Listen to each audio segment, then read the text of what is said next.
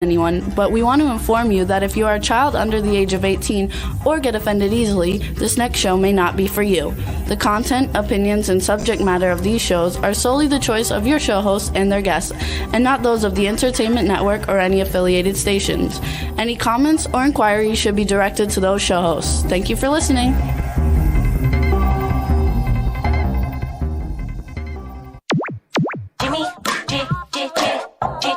Jimmy, this is MC Alfred and Ozzy. I'm just chilling, Jimmy Star, yo, sitting down and designing. Why every man in my thinking, what are we gonna be wearing?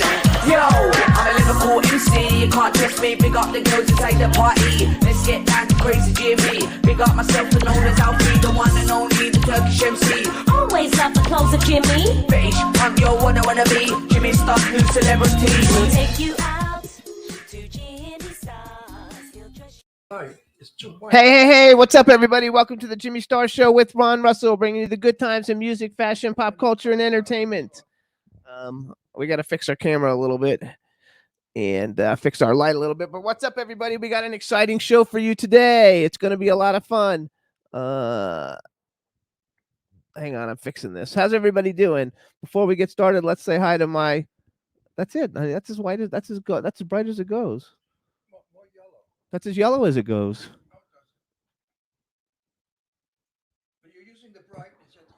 I know I did. It's on his... Mamma mia, this man is going to put Look. me in a nut house. That's white. That's as far as it goes. I have it all the way. Jesus Christ, I'm going to kill him. Anyway, what's up, I'm everybody? going to kill him one day. Right in the air, I'm going to murder him on the air. I really am. So before we get started, let's say hi to everybody, starting off with our cool, outrageous man about town, Mr. Ron Russell. Not so outrageous. I mean, gee, I don't feel so hot.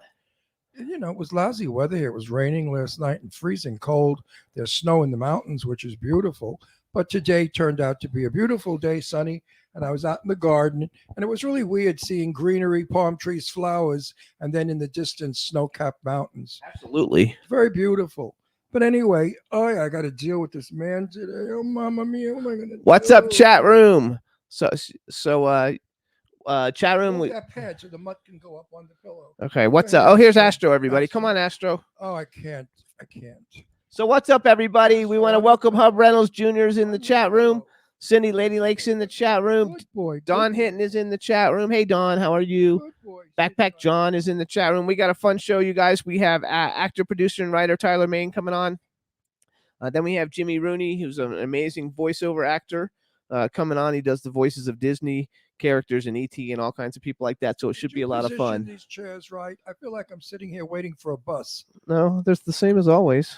I mean, I don't think my chair is positioned right. Is it, I guess It's the same as always. something is on an angle. We're not quite right today. Maybe it's I maybe look it's like this. I'm turning out the other way. No, not the camera. No, now you put your no. I'm leaving. I'm quitting the show, by the way, folks. Yeah. I don't want to do this anymore. No. Dog on me, you camera crooked. I'm a cranky. Just okay. Well, we move. have stuff going on, so let's go. Get over it. Listen, Mary, don't tell me to I get know. over it, you big queen. Please give Say me hi. Hey, B. Claudia just joined us too in the chat room. Maria Con over here. She's evil today, right? Maria Con, which quickly said is Maricon, is Maria Con. Look at him. He's got a beard. His hair is all astray. You look like a mess. You look like he escaped from a nursing home. Anyway, that's okay. Or he looks homeless. Oh, by the way, you can't call homeless people homeless anymore. It insults them. You have to say misplaced people. Okay, that's nice. They're misplaced. Well, the ones out here aren't so misplaced. They're all loaded on drugs and they're stoned. And then we have hypodermic needles now at the bus stop, which were found. So what's up? I don't know exactly what's going on with these misplaced people. What's up? Artist Miss Ken has joined us. Lots of cool things going on. I want to let everybody know real quick. If you're in California, we have a great event going on in Malibu this weekend.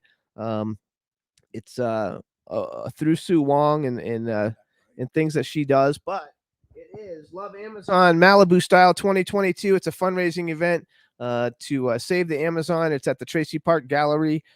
February 26th at 4 p.m. It's located at 3939 Cross Creek Road in Malibu. Going to be a lot of fun. Lots of people coming to it. Also, our guest is already here, but like we can. What do you want to go? Speaking nicely to me now. Yes. Well. And I have a cold, you guys. I'm sorry. I don't have I don't have COVID. I just have a cold, like people used to have back in the old days. He's got gonorrhea. He's got Yeah, syphilis. He's got chlamydia. He's got everything. I mean, you name it, he's got it. Right, James? that's right. That's right. Anyway, say hi to everybody in the chat room. I will not say hi to anyone. Okay, come on. Just No, I'm going to be a brat. I know, but I feel sick, and so just keep going. Let's go because we got a great show today. Apologize to me. I didn't do anything wrong. We'll make believe. Just Okay, I just say, apologize. that goes for everything you have ever done. There we go. So we did our fight, folks. Now let's have the show. Anyway, I'm excited. Not Mickey Rooney, but James Rooney's coming on. He and I met at an affair in L.A., and we hit it off, boy, like brothers. And the humor was incredible because he was saying Judy Garland stories, and I was saying Jane Russell stories. And we knew everybody in Hollywood at the same time. We probably were at the same parties, didn't recognize each other because we were 50 years younger. And now we're 50 years older, and we don't look like we did then. But anyway, he's a fun guy, and I know we're going to have a really fun time with him. So what we're going to do before that, we've got superstar Tyler Main coming on. Let me just do a quick commercial thanking everybody for tuning in. We want to thank everybody. We recently broke 1 billion downloads, and all of you guys that are listening have made that happen. So thank you so much. You can hear us on iHeartRadio, Apple Podcasts, iTunes, Spotify, Amazon Music, YouTube, Google Podcasts, Radio Public, TuneIn, Pandora, Amazon Prime, SoundCloud, and about 150 other platforms, but those are the ones everybody knows about. So we want to thank everybody for their continued support of the show. And if you hear a murmur, it's not my heart. It's the gardeners. They're mowing the front lawn. And we're working on... They're supposed to come Thursday. We told them we do a show on Wednesday. Please don't come on Wednesday. Come on Thursday. Do they hear? Do they understand? Maybe I've got to speak Mexican or Spanish to them so they understand. Because I don't think they speak English too well. Thursday. Now the dogs are barking too. So, all right. Yeah, I mean, really. We're going to go ahead and bring on our first guest a little early, you guys, because he's here, and I'm super excited to have him back on the show. He was actually on our show like 12 years ago, and so now we've got him coming back, so hopefully we can hear him and everything is good. So go ahead, Roxy, bring him in. Hey, Tyler, how you doing? Hey, guys, how you doing? Fantastic. All right. Oh, you don't have headphones on? It's okay. He doesn't want to hear me. Oh, he wants to hear the gardeners. Oh, Listen, Roxy, can you turn? Oh, I'll fix your headphones. And I'll turn yours down. That's because he's got that man, that like really like man voice. I'm just loud, Ron. I'm just loud.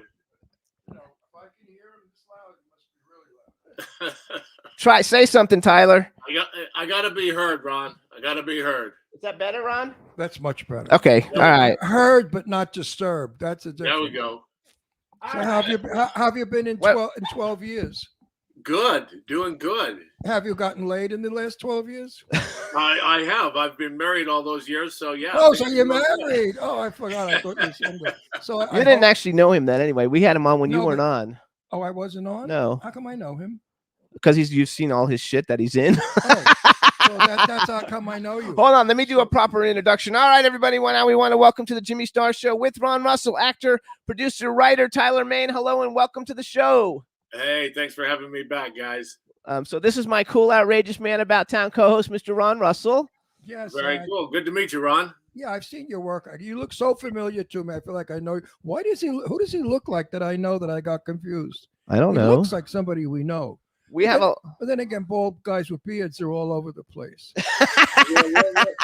I mean, where they don't have it on top, they put it on their face. We're taking over. Yeah, I couldn't grow it on the top of my head anymore, so I had to move it down to my face. But you know something? It is probably the sexiest thing a man can do today. I interview a lot of girls, and they all say, "Oh, if a guy's got tattoos, a bald head, and a beard, I will ball him." So, if you want to cheat on your wife, there's your ticket. No, don't tell him that. No, I'm just telling you, there's his ticket. I'm sure the girls are throwing themselves at him all the time There's anyway. your ticket. Just go out and say, "Hey, look, bald guy, beard."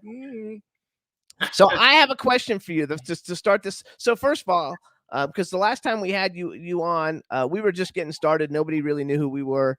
And now we're kind of well known. And I never knew that you were actually a wrestler before. Me, stop it. Somewhat well known. We have over 5 million people that come in every week. I would think that's pretty well known, Jimmy. Okay, I don't want to sound too arrogant, but I Not never arrogant, knew. it's the truth. I never knew you were a wrestler. How tall are you? 6'7", 6'8", somewhere in there. Yeah, but I when knew was you had to wrestling- be big. When I was wrestling, they listed me as like 7 foot because they lie about all of that stuff. But So did you ever get hurt 6'8"? as a wrestler? oh yeah, I mean, if I wake up in the morning and something isn't hurting, I'm going to be dead. But, Well, listen, as a matter of fact, I was living with a lot of pain just recently, and I was medicating with bourbon, as I like to do, because I don't like to take pills, right? And I kept saying to my therapist, I said, I think I should get this checked out, my hips, right? And they go, oh, you got movement there. We can work it out. We'll work it out. I went to a specialist, and the specialist goes, oh, yeah, hey, which one are we going to replace first? Because holy shit. So, Anyway, just listen. recently during COVID, I've had them both replaced, and I'm doing great now. Oh, that's Good, funny. I good, just good. had an So, MRI for that. Wait, listen. You're 6'8". Yeah. Are you evenly proportioned in the male department? Well, I like to think so, I guess. Well, because I once went out with a guy who was 6'4". What And, do you? and I There's, wanted, there's, wait, there's me. That other one was my old tag partner. There he is as a oh, wrestler. gee, I couldn't That's get- that's Kevin Nash. That's me. There he is. Okay, that's the right one, Roxy. That's the one there. The other two are like other people that he was partnered with. Yeah. Oh my God, that doesn't look like anything like you now. I told you, man. The hair went away. It went on the face. I love it. Well, no, you don't look like you did either, Jimmy. I hate to break the news to you, but your fleeing beauty has fled. So anyway, we're married, by the way. So if we fight a lot, it's normal. Don't get uncomfortable. It's all good. So we have a chat room full of people. Say hi to everybody in the chat room. Hey, everybody. And then we have Dawn Hinton, who's a really big horror movie fan, and she's always in our chat room. And so please say hi to Dawn because she'll love it. Hey, Don. How you doing? There you go. So we recently had James Jude Courtney on, who plays the Shape now, and Yeah. you are Michael Myers in Rob Zombie's Halloweens. I have a question, because what do you think, first of all, the fact that when you were in it with Rob Zombie, they called you Michael Myers, and now they call whoever plays the role of the Shape? Yeah, I always wanted to be called Michael Myers. I wanted to have him be more than the one-dimensional character and the serial killer that he was recognized for, and that's why I like Rob's version of it, because he showed the background of how he became a product. He was a product of his environment, and how he became the serial killer that he was. So that's what kind of drew me to it, and I really like the fact that he was a product of his environment in Rob's versions. First of all, Rob's movies are way better than these new ones that have been coming out. I think so, and it's cool because I don't know if you know or not, but Monday Netflix released Rob Zombie's Halloween. Actually on Netflix, it came out on Monday, and Yeah. I'm a publicist by profession, and Dave Fair, who played Young You in that, is one of my clients, and so it was kind of cool that it came out. So how was that for you, and how did that change everything, the way people look at you in the horror world? It was a huge leap into the horror. I did How to Make a Monster for Stan Winston way back in the day, and that was the first thing that I did that was horror. And then when Rob had me audition for Devil's Rejects, I was like, okay, we'll see what happens. And I was on that for 4 days. I replaced the Rufus.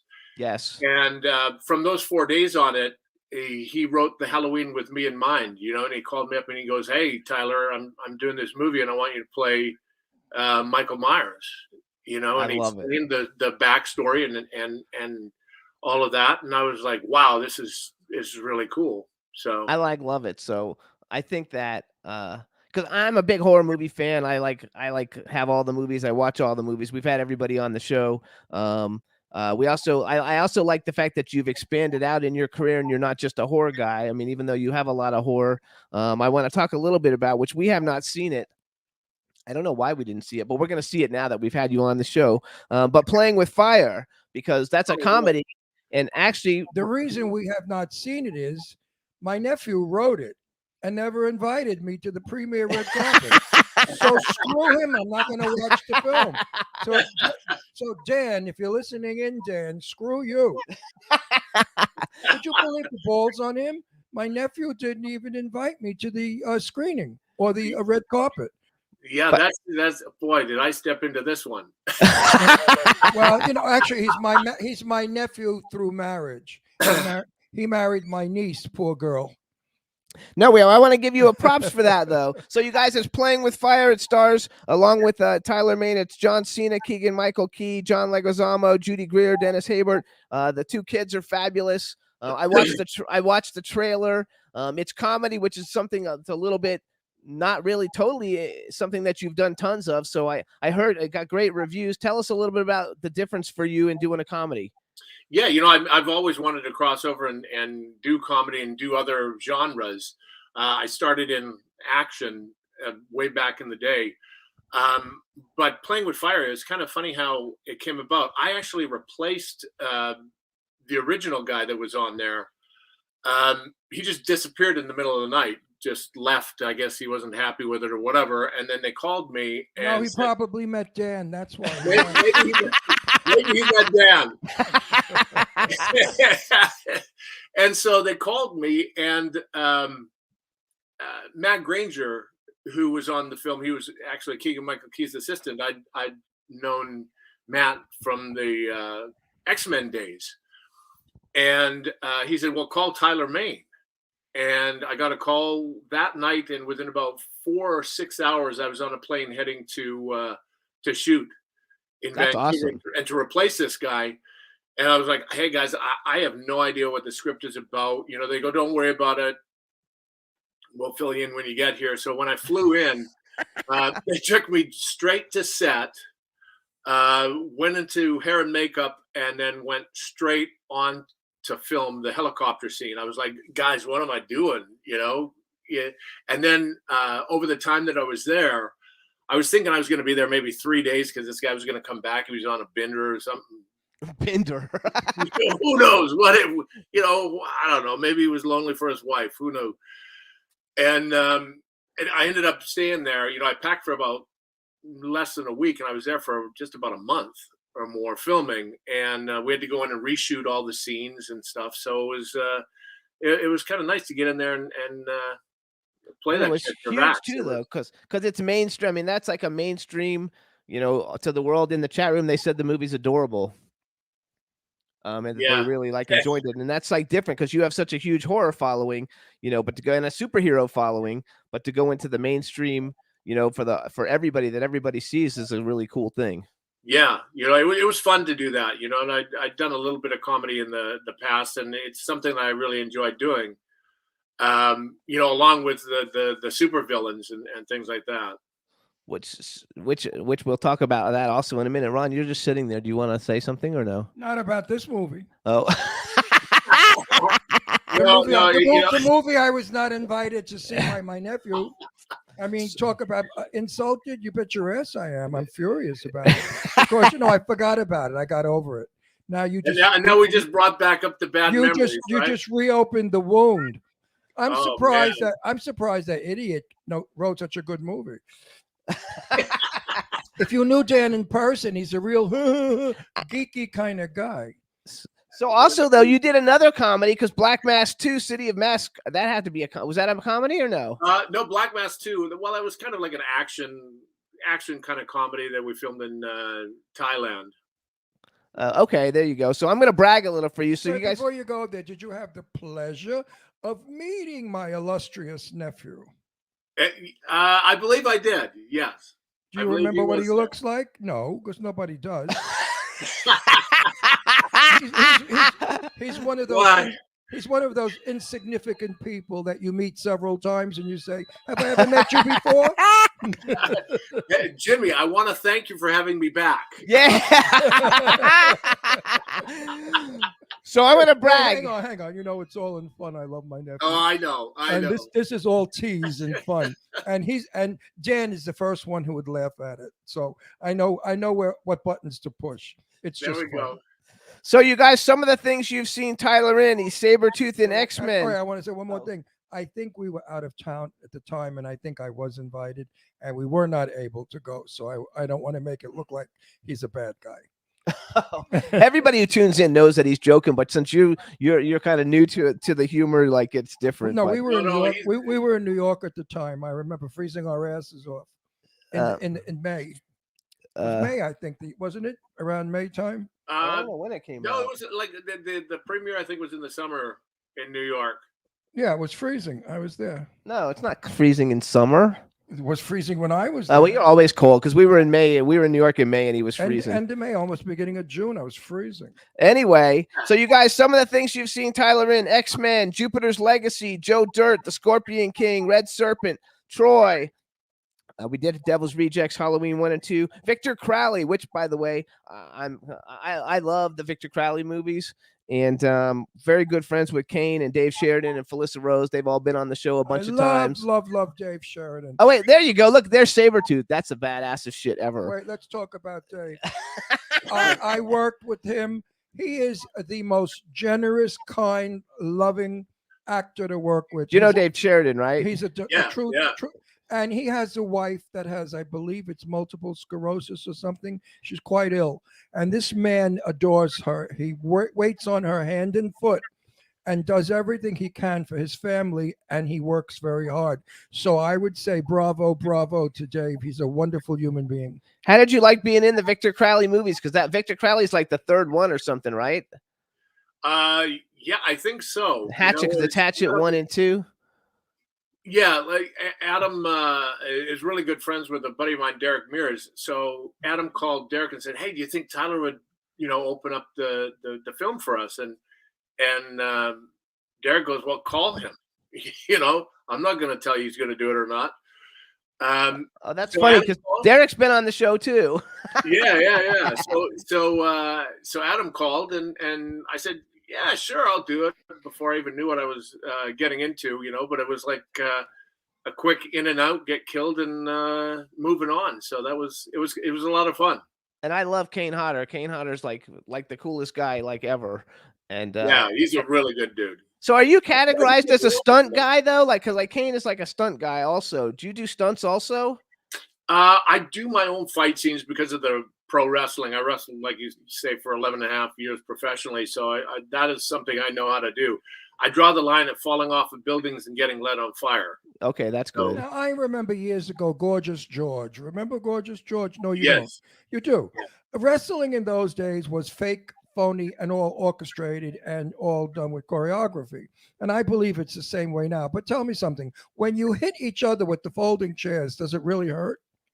Yes. So why do you hit each That other? is something you cannot fake. No, I realize that. I think the only thing about wrestling that may be authentic is when you get hit in the head with a folding chair and I hear the chair cracking. Yeah. That, there are things that happen. You're trusting your partner in there. It's kind of like doing a little dance. And accidents do happen. Like I say, if I wake up in the morning and something isn't hurting, I'm going to be dead. But it takes its toll on the body. You're Yeah, throwing. but if I So like Wait a second. If I were wrestling with you, I'd be so afraid you'd pick me up and throw me into the audience because you have that 6'8". You're gigantic. You could pick me up in a minute and fling me like a toy right at the audience. Yeah, that would probably happen. Did you ever do that? You're never coming back on this show. No, wait a minute. So wait a minute. Did you Next ever? week you'd be back Wait. in a body cast. Wait a minute. Hang on. Did you ever, Tyler? Did you really ever throw a person that fell in the audience accidentally? Well, no, not accidentally. I mean, you take care of your partner. You want to make So sure. you- that you they're have safe. thrown You don't him in- hurt them. I've You're seen trying wrestle. not to hurt them. You're trying to make it look as real as possible, and put on as good a show as possible without getting hurt. Because you realize you're there to feed your family, and so are they. Yeah, and it's You're a doing game. it, Yeah. 6-7 times a week sometimes. But have When you? I The, was- when I was in the question was: have you accidentally ever thrown an opponent into the audience? Because I've seen it done well, not accidentally. intentionally. So how does it Yes. work where he doesn't hurt the people that he falls on top of? Well, you know, it's a lot of times it's staged, or Oh, those people in the they're front going know into it's coming. they're going into areas where they know the people, or that Right. they're familiar with. Yeah. So the people know that a person will be thrown at them and they know how to protect themselves. Or sometimes it's just somebody's coming at them, and you wish for the best. Right. Instinctively. you run Like away. when they do the thing Wait, where wait, final question, and you can have the floor. Do you miss wrestling? You know, there's probably, like, when I start watching it, I'll miss it for about half a second, and then when I realize, you know, it's 23 hours and 50 minutes of total boredom. You got 10 minutes of excitement when you walk through that curtain. When you come back through that curtain, you're alone. You're driving around in rental cars, trying to find your next meal, trying to find a gym to work out in, trying to find your hotel, and then you're back to the airport to try and fly out for the next show. So it's not what people think it is. It can be a very lonely life. You know, you get to know the boys quite well. Not all glitz and glamour, huh? No. I love that. So when people do the thing, like a lot of times you see the wrestlers and the guys like running at them and they stick their arm up and they hit the thing and then they fall down. Like, so they're really hitting it, right? They just know how to hit it to hurt the least. Oh yeah, yeah. You're making contact. It is theatering around, and you're making contact. And you know how to take the bumps, and you know how to react to them. And if you've been in the ring long enough with a guy, you know how he's going to react and what he's going to be doing. And you're in there calling matches, and you're calling spots, and you're taking care of each other, and hopefully putting on one hell of a show. Did you ever consider doing kickboxing?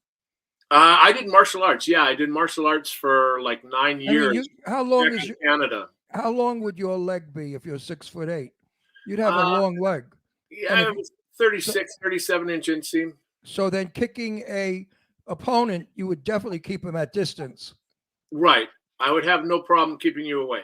Yeah, so he couldn't possibly punch you in the face. Well, it depends if he's sneaking, can slip the kick, and whatever they do. It's the sports are the MMA and the kickboxing is becoming very technical nowadays. Well, I watch kickboxing, and if they didn't bleed, I think it was phony, but they bleed. Yes. I mean, I like kickboxing because, first of all, it's European, and my father was a kickboxer, not by profession, but by being an Italian from Italy. In Italy, you're trained to do kickboxing. That's how the Italians fight. In America, we'd say, "Oh, you kicked me, you're a coward. Only cowards kick." But not in Europe, as you know, that's part of the sport. Right. So my father taught me how to kick people when I fight with them. And I kick the shit out of Jimmy all the time. I kick him all over the house from room to room.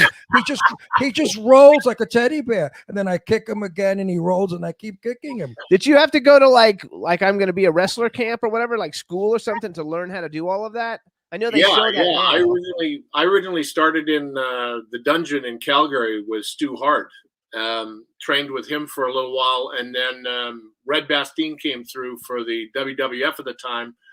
I was in Canada. I'm from Canada, from Saskatchewan, and then I went from Calgary to Los Angeles and trained with Mondo Guerrero of the famous Guerrero family and Red Bastien, and that's where I got my training for pro wrestling. I wonder if you know our good friend Jason. Jason's a bodybuilder, a health freak, and he's written this wonderful book about children that everybody should look Jason into. Finney, but Jason's not a wrestler though. He's just a bodybuilder. No, Jason wrestled. Oh, did he? Yeah, Jason wrestled in his youth. He's also from Canada. Jason And Finney, he's an actor, but he's a stuntman. but he's from East Canada, Eastern Canada, East side. And he's about your age, and he's like, he's been in many movies. You must know him. You have to know him if you see him. He's like monster, good looking and huge. He's not big like you. Also, no, he is big. No, not tall, but big. Oh, yeah, he's muscular. And he's also bald. And the women, no, really, the women. That must be a Canadian thing. No, wait a minute, Tyler. The women, we go to affairs with him, all right? The women just throw themselves at him. So I think I'm going to shave my hair off. Yeah, you grow a beard. I like Can love you it. grow a beard? That's the question. No, I grew a beard. I look like an outpatient from a nursing home. I look like an escapee, like an old man, that didn't shave for a couple of days with his hair wild. He has to look like this because he's got that whole Tony Curtis thing, and he's He's older than he looks. Stop. He always loves this. Fuck loves to do this. No, he's 81 and a half. He still works. He's And shooting meanwhile, movies all the yeah, time. And you married me, and you're still jealous because guys hit on me. At And girls 81. hit on him too. Everywhere we go. What? This guy's gonna be in love with me after the show too. What? She's gonna send me candy and flowers. I mean, go fuck yourself, Jimmy. So, Fuck so you guys, one of the movies Tyler was in was Troy. Tyler. Troy with Brad Pitt, Sean Bean, Brian Cox, Diane Kruger, Eric Bana, Orlando Bloom, Peter O'Toole. How was that? Because that's also something different. Yeah, that was a fantastic experience. You know, we shot 3 months in Malta and 3 months in Cabo. Oh, I feel bad for you. 3 months in. I know. Oh, I really hate your fucking Business is guts. so rough. Get off our show, you prick. Get off our show. I hate your guts. How was Malta? It had to be fabulous. Malta, I love Malta. I you do know, too. it was just so fantastic. That island is Yes, the I'm best. part Maltese. You know, in my family, hereditary, we have genes that come from Malta. So I'm Yeah. part Maltese. I'm fascinating. A little island, the incredible, history incredible there is just- people. The history there is just fantastic. I mean, when I wasn't shooting, I'd be, you know, going around touring the island and seeing things, and it was just amazing. But yeah, I was there for, you know, 3 months and shooting the interiors and stuff like that, and preparing for the fight in front of the gates of Troy at Cabo with Eric Bana. So That's yeah. fabulous. I love So that wait a shit. minute. Question: how is it working with Angie's ex-husband, Angelina he- Jolie? You know, fantastic guy. You know, he really, really nice guy. Too bad he I wasn't love a it. fantastic husband. He likes Angelina Jolie. Look, I know Angie since kindergarten. She grew up in my house with my daughter. They're best friend. They were children, best friends. We lived in Beverly Hills. She lived on Roxbury. We lived on Spalding. I used to make peanut butter and jelly sandwiches for Angie. So I know Angie. She's a little weird, but she's all heart, and she's a good girl. She's too much heart. She puts her heart out there, and people step on it. So, but I don't know about Brad. I've never met Brad. Actually, everybody that we know said he's fabulous. Yeah, though. I'm sure he's a nice guy. They just didn't click. Well, she's a little nuts. He's a Yeah, little sometimes nuts. that happens. You never know. Yeah, two nuts don't make it. Like Jimmy's a nut. I'm saying. So therefore, we make it. Yeah. So I would nuts like him. So Watch it, or this microphone goes down your throat. in the chat room, they want to know what. So you're in Atlanta. Do you live in Atlanta? Love it. Yeah, man. you know, we shot the second Halloween here, so and my wrestling career for the WCW is here. I'm about a mile and a half from the Pinewood Studios, the Trellis Studios right now, and I just love it here. I bought the house in 2015. We filmed 2016. We used part of the basement of this house for Penance Lane, and then I switched it over and made it into my little getaway. And right before the pandemic, I convinced the wife to move here full time, and it's been the best thing we've ever done. I love that. Atlanta. I Yeah. love it. I love it. I love it. I love the little city. And of course, I love where my friends live. They live in that wonderful town called, I forgot. Savannah, No. Oh. In Atlanta, Buckhead. Buckhead. Okay, yeah. Irene Gilder lives in Buckhead, friends of mine, and they love Buckhead. Gorgeous house there. I think Atlanta, except it's a little humid. It's like New York weather, but that's okay. You can deal with it. New Yeah, York summer. it can be. It's not that. You know, bad. we're going to be filming there soon. I'm in a movie in Atlanta coming up. Actually, Oh, really? I work I with. play one of the handsomest, most wonderful people in the world. Yeah. And they casted me because they said we could only think of you, Ron, no one else for the part. Yeah. Anyway, let me go back to that. So seriously, I'm a what movie? Give it a plug. What movie are we well, filming right now with? we're filming it. It's a movie called Get Her, but I have Get a plug, get a I'm plug. working with Destiny Worldwide Productions, and so we've got like 9 films that are shooting in Atlanta. We just finished a pilot last week on Sunday. Do you know Alessandro But wait, I'm Fulcito? not finished. We'll have lunch. Hang on, wait, I'm When finished. we come to Atlanta, we'll have lunch with you. Do you know Alessandro that'd be great. Do you know Alessandro Fulcito? I do not. Okay, he's a stunt guy. He's like in all the Marvel movies and a whole lot of stuff. And we did a pilot where he's playing the lead role, and we just literally finished it. We don't even have the trailer yet. But I didn't know you were in Atlanta. Atlanta's a great place to be because the tax incentives are great. A lot of the Yeah, movies I'm in a working on movie- are I'm in there. a movie in Atlanta with Charlize Theron, and I have to be naked and she's naked, and I have to make love to her. And you know, I find that a lot of work. Gee whiz. Oh, Who, yeah, who wants to right. do it? I mean, you wouldn't want my part, would you? I'd gladly give you my part if you want it. Yeah. Well, I usually don't get those kind of roles. Like, look at me. I mean, it's, Well, I'm just You making, could though. well, wait a minute. I'm making believe it's not true, but this guy's a coward because he's afraid his wife was going to say something. He never said back to me like, "You bet I would love to make love to Shirley." It's just a movie. So he's pussy whip, pussy whip, pussy whip, pussy whip. Actually, in the chat room, they said they love Penance Lane, so let's give it a plug. Penance Lane, you guys stars Tyler, Scout, Taylor Compton, John Schneider, who's been on the show, Diamond Dallas Page, Daniel Roebuck, and a bunch of people. And so you wrote that then, right? I think you wrote that one. well, my wife did the rewrites on it. Yeah. And I helped her with that. But and she's also in the movie. She plays Precious in the movie. How many years you married? Oh gosh. Oh, you're in that's a trouble good now. question. I think Charlie, steer on in this. 11 or You're 12. You're 11 fucked. or 12. You're fucked, boy. You really are fucked. She's gonna kick your ass when you go home. Who is? Your wife, if you don't know how many years you've been married. And the Oh, joke, well, I mean, we've been together since 2000. We got married in 2007. Actually, the weekend that the Halloween came out. So you know Oh, what? that's cool. You know I what? guess Good you time to get figure that married. out. I didn't know that you were Jason. I wasn't Jason. No, he's I was Michael Myers. I mean, Michael. I hate those two anyway. They look like brothers. They get me confused. But who's the guy that came out through the bed and stabbed? That's the Freddy lady? Krueger. Oh, well, another fucking idiot. Anyway, all these horrible people and these horrible. I make horror movies, I'm in 6 of them and I hate them all. I think they're bad for kids to watch. All the blood and guts and savagery. But they Well, keep it's made for a putting me little on. older demographic. Than Yes. No, I like Halloween films well. And I love Halloween to begin with, and I love the children in costumes. And I just saw the original the first time a couple of months ago Yeah, he doesn't watch horror movies. with Jamie Curtis. Before he met me, he didn't ever And watch horror I gotta movies. tell you, it Oh, was yeah. it was really nice. It was really done well. The Halloween movies are good movies. I have to say, they're not like some of these cheesy shit things I'm in. These $2 movies Well, they make well, in the they're- garage.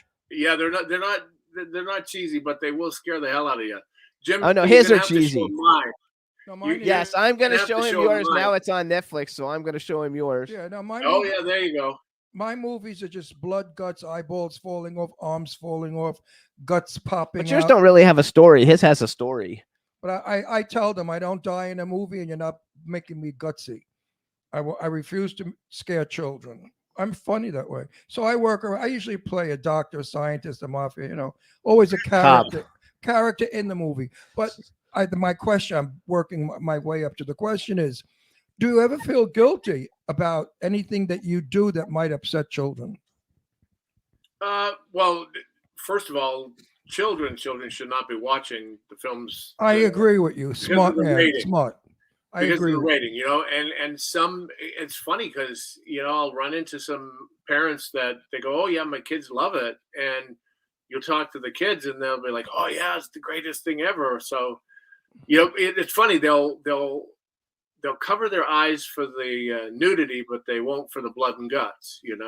Thank you so much. You're a very wise man. You have children. You have children, of course.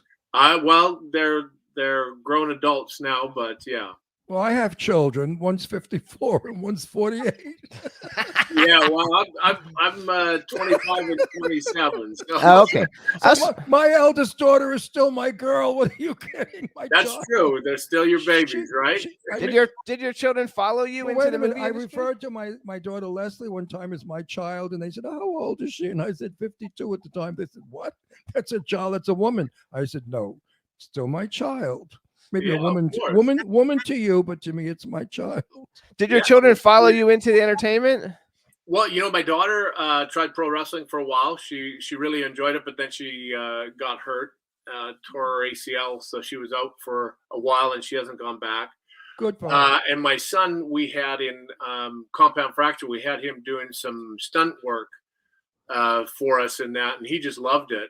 And so, he does some stand-in stuff now and then and stuff like that. So he's trying to figure out what he wants to do. Absolutely. Did your boy take after you? Is he 6'7", 8, 9, or whatever? He's about 6'4", 6'4", Okay, so- yeah, So And another how beast. old is he? 25. Oh, then he stopped growing. He'd stay that height. Yeah. So what do you? Wait. One leading. See, Jimmy, I lead questions in. I'm not an interviewer that just asks a stupid I question. know, but I'm not asking stupid Listen, questions.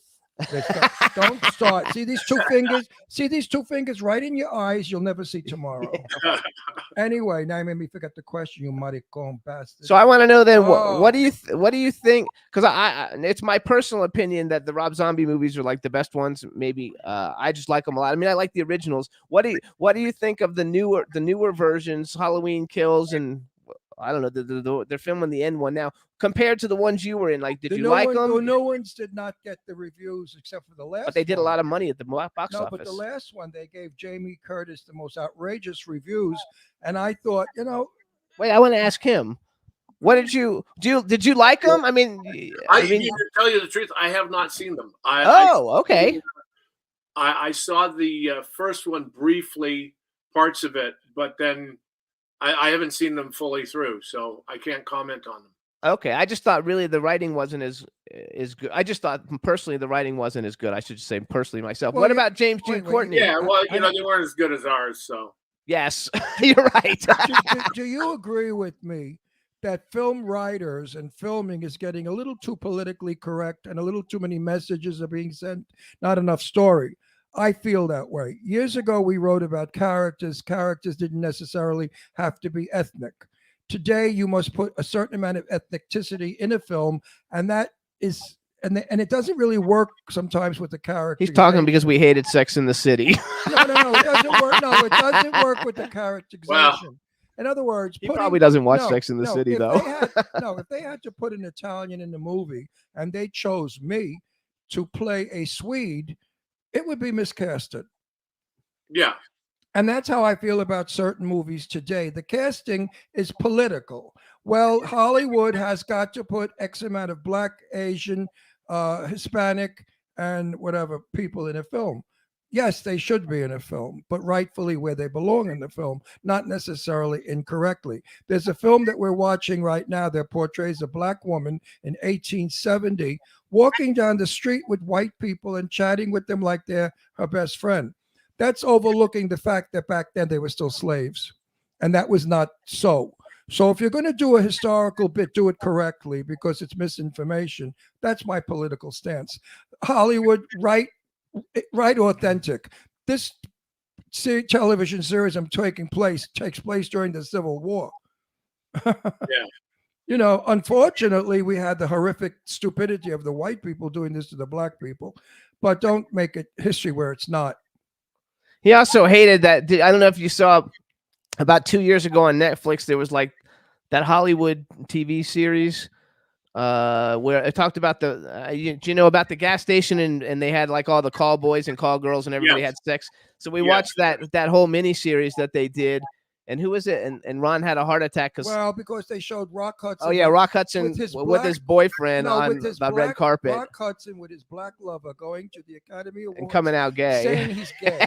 I knew Rock Hudson. I knew Rock Hudson's lover. He was a blonde boy that Rock was with for years and years and years. Okay, Rock never came out. Rock died mortified because people found out he was gay. I did Macmillan and Wife with Rock Hudson, and I remember that there was a line he didn't care for, and he told the script girl, "Could we turn that around a little bit? It's a little bit too effeminate." And I thought to myself, "Wow, this old queen, she really hides her gayness." And Rock Hudson did. He fought never to be gay, or the audience would. He wanted to die without them knowing. And they went ahead and did this. And I found that was Hollywood at its worst. Do not do anything about dead people when they cannot come back and set the record straight. Right. I think it was terrible. I agree with you on that. Yes. I mean, God forbid years to come when you die, if they say that you were making love to me in Macy's window, you don't want that to be, do you? You don't want that kind of reputation. So writers, write the truth or don't write at all. I think, or if it's fantasy, make sure everybody knows it's fantasy, but don't write fantasy about real people. I mean, I knew Betty Davis and I read the books her daughter wrote. Yeah, partially I understand. Betty was very domineering. Betty was a control freak over her daughter. Betty wanted her daughter to be a lady, a debutante, a sophisticate, and the kid was kind of like the opposite. So Betty had a lot of issues with that. Jane Russell, my best and dearest friend, my sister, has children, 3, who said, we never wanted a Hollywood movie star for a mother. We wanted a mother. Right. And unfortunately, Jane was not a mother. She had an alcoholic problem. She was a lush for all her life. And until 80 years old, she sobered, and her children resent her. So where the fuck am I going with this whole I don't thing? know. But you got to admit, you've got some great stories. So Oh, I have absolutely. wonderful carry stories. on. But I hope the listeners out there learn from these stories. Please do not believe the media. Do not believe the press. I'm media. I'm PR. I'm not PR. I'm an interviewer. I set the record straight. I try to get the real truth out He of had a it. TV show called Set the Record but do Straight. do not believe, or everything you see is not factual. So don't think for 1 minute that horrible movie, the way they listen. I knew a lot of the movie stars. I'm 81, of course. I've been around since Dirt, so I know all the movie stars they had in that movie, and they did not portray one of them correctly. Yeah. They made it sensationalism. They made them all out to be freak of natures. It was hideous. It was just not necessary. That's why I will write a book. That you got to look at the producers and question them on that. And then there's decisions for making the choices that they did. But I fully agree with you. Like with the internet nowadays, anybody can get on there and say anything they want, and probably and it's lies. Yeah, about Rock Hudson. Bullshit. I sat in a gay bar in West Hollywood having a drink with Rock Hudson. It was called the Rose Tattoo Gay Bar. And Rock and I never discussed his being gay. And the two of us are sitting in a gay bar together drinking. And I never said to him, well, how long have you been out, or are you a girl? I never. You somehow, when it came to him, you just did not discuss it. It was taboo to everybody. Mind your fucking business was his attitude. All right. So next up, I'm moving on. In the chat room, first of all, they want to know what's your latest project. So what do you got coming up? What do you got that you're working on? Yeah, through Main Entertainment, I optioned a book called The Last Spartan by John Saunders that we are turning into a graphic novel. Wait. I have to interrupt you. The title again, slowly and clearly. The Last Spartan. The Last Spartan. Oh, I thought he said the last fart. No. No, The Last Spartan. I think you got to turn those Headphones back up. That's what I was going to say. What a hell of a title for The a Last book. Spartan. Okay. And That's you're a turning lot it of work. into a graphic novel? Yeah, we're turning it into a graphic novel because my wife was the editor-in-chief of Top Cow Comic Books for many years. Oh, wow. Cool. She was at Radical and a bunch of them. And we figured that was a great way to take the next step to give proof of concept for a Movie. TV series. TV series. Okay. Sounds It's good. imagine you have Sons of Anarchy, The Punisher meets human trafficking. So it's going to be a very intense project. We've got Christopher Priest, who wrote the Black Panthers and some of the Punishers, is writing it, has written it, and then now we're writing the design phases for the art and all of that. So we're looking at releasing that or having a Kickstarter or a funding page set up by next October, this October coming up. I Now, love that's it. If people want to follow it, please go to mainentertainment.com and sign up for the newsletters there. It's at the beginning stages. And then you can be a part of it and see. And the artwork that we're getting in is just fantastic. Cool. Now, that's a subject matter I'm totally supporting. I think your movie might do something for this problem that we have right now with human trafficking. Yeah, it is. It is a big, with Big getting into this project and talking to people about it. It's a horrific problem that needs to be stopped. Well, I'm in a movie about human trafficking. I don't think we can discuss it. Yeah, we can. That's the pilot we just did. The We just did a pilot, pilot about human trafficking. I have two movies I'm working on. I play a cop detective thing, and I was so happy to be in this film because this film that we're going to do is going to support, or let's put it this way, it's going to make awareness to the public how human trafficking is not a joke. It's not a movie. It's a reality. children, people are being kidnapped and used for prostitution. Does Yeah. your film deal with that? Yes, it Bravo, bravo, it bravo. deals with that, and I'm wanting to team up with organizations to help bring the awareness even more clearly to the public. But it isn't even just for sex trafficking. They're trafficking for labor. There's trafficking for all kinds of things like that people just don't understand, and it just talking with people about it. I talked to two ladies. One was a therapist that was dealing with the victims and helping them get back on their life path. It's devastating to these people what has happened to them, and the shell of a person that they're turned into through these complete asses that deal with it. Well, in our country, they invite people to come into our country without any reason of how they're going to deal with them. There's no work, there's no place to live, there's no food. So you're really bringing people in here without to be slaves, or what is it? And then they become trafficking. I know that on Long Island, a lot of the contractors, big men, that build homes, go to a certain street because at 5 a.m. there's like 50 Mexicans there waiting to work for nothing. And they pick up these poor individuals and make them work all day long and pay them nothing. This is horrific. This has got to stop. This has got to stop.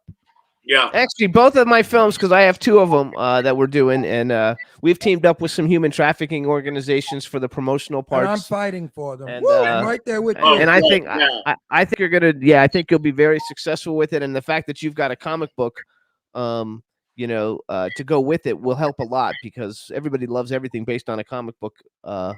And what a great way to actually visualize it, of what everything's supposed to look like. So kudos on that. I also saw on your Instagram, which you can follow Tyler in social media. His Twitter is @Tyler_Maine, and his Instagram is The Real Tyler Maine. And that you're going to be someplace this weekend signing autographs and stuff. Yeah, I'm going to be at the Atlanta Days of the Dead for a couple of days. Then I fly out to, I believe it's New Jersey. Yeah, I think it was New Jersey. Yeah, I think it's New Jersey I'm going into. So, and it's just great to get out and meet the fans and talk to them about that. But then it's also bringing this awareness of serious problem. I love talking to people about this human trafficking problem, but I also deal with rescue dogs, and I love you. Can I marry you? Get rid of your wife. I'll marry you. We don't have to have. Look, we have 3 rescue dogs. We don't have to. Yeah, have sex. we have 3 rescue have dogs 3. and a rescue cat. Yeah. Look, this is my. This is 7 Astro. pound. He's 7 pounds, and then we have Brandy, who's like a 35-pound. What is she? She's a terrier. Like a terrier sheepdog mix. And then Shazam, who's a Brazilian Mastiff. Fila Mastiff. It's like And- 130 pounds. And I'm always telling every week, please, everybody out there, if you're lonely, get a pet. You'll never be lonely and rescue again. and rescue a And pet. rescue. Don't get a Yeah. baby. Don't get a baby mill. We have to stop the baby mills. Puppy mill. Yeah. Puppy mills, not baby. God forbid. Puppy mills. I mean, well, That's a whole different topic right there. I called little dogs babies. So Yeah. he's my he's my baby. He This goes one. everywhere. We take him everywhere. He's my son, my little baby. But yes, Yeah, the one that we work with here is Paws Atlanta. We've got 2 of our rescues from there. It's a kitten and a puppy, and they were nurse fed together because they were both, abandoned. Their mothers didn't make it, and so they kind of became bottle mates. And we have them both. And they said that it's Tea and Biscuit. So Oh, that's so cute. yeah, and Biscuit's the dog. They said, "Oh, she won't get over 40 pounds." Well, she's already at 75. So they pulled a little bait and switch. But we had a Mastiff before, so we're good with Used the to big it. dog. And what are the other 2 I dogs? What want- kind of the hang other on, 2? hang on. Quiet. I have to say something very nice. Tyler, indeed, it's a pleasure to know you. Very good to meet you I'm too. very, very honored and happy to know you because you're on the right road for everything that's right. Yes, I'm My- trying. That's My hat's off to you. You come back here anytime you like. You're so welcome. Thank you. So what are your dogs? So what kind of dogs do you have? Well, we got Biscuit, who's a mix between working dog and part Doberman, part part crazy. I We- mean, Oh, You know, ours too. and then we got our English American Stafford. That is Sprocket that I named after Fraggle Rock, the Sprocket on Fraggle Yes. Rock, because Yes. that shows the kid. And then we have PG Tips, who's our kitten. That's a year old. Name is the other one. And we have a Bijan that is my wife's little one. That's where she's in her last days, but my Oh, wife's taking care of her, and yeah. So we so love it, that. it's but we gave her a great life. You know, my wife found Listen. one of our dogs that had passed a while ago on the 101 freeway. You know, when we were in LA, she just stopped traffic. I'm like, are you trying to get yourself killed? But brought this dog home, nursed it back to life, and we had her, Abby, for I think 5 years, 6 years. Yeah, Well, that's another beautiful. thing I want to say. giving them Folks, a good life. Yes. when you adopt a dog, rescue a dog, don't just rescue the puppy young ones. There are older dogs out there who are wonderful. Give them the end of their life a wonderful life because they've had a hard life. Sure. Yeah, People abuse them.